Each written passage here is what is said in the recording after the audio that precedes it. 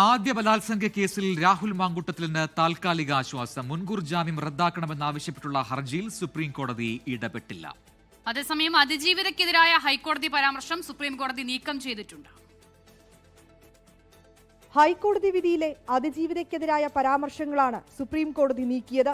പരാമർശങ്ങൾ വിചാരണയെ ബാധിക്കുമെന്ന് അതിജീവിതയുടെ അഭിഭാഷകൻ കോടതിയെ അറിയിച്ചു.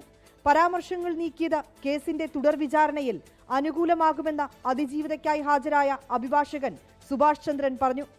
ലീവ് ഗ്രാന്റ് ചെയ്തുകൊണ്ട് സുപ്രീം കോടതി 4 പാരഗ്രാഫുകളാണ് ഈ ഹൈക്കോടതി വിധിയിൽ നിന്ന് നീക്കം ചെയ്യണം നമ്മൾ ആവശ്യപ്പെട്ടത്. 17, 18, 20, 21 പാരഗ്രാഫുകൾക്കകത്താണ് അതിജീവിതയ്ക്കെതിരായിട്ടുള്ള പരാമർശങ്ങൾ ഉണ്ടായിരുന്നത്.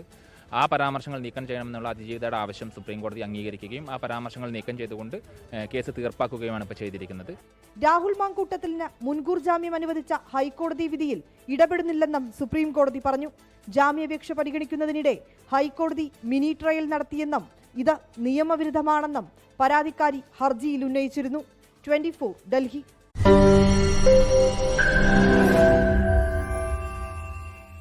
ലോകത്തെവിടെയായാലും ഏത് സമയത്തും 24 വാർത്തകളും ഓഗ്മെന്റഡ് റിയാലിറ്റി പാക്കേജുകളും എക്സ്പ്ലെയിനറുകളും വിശദമായി കാണാൻ ഞങ്ങളുടെ യൂട്യൂബ് ചാനൽ നിങ്ങൾക്ക് സബ്സ്ക്രൈബ് ചെയ്യാം.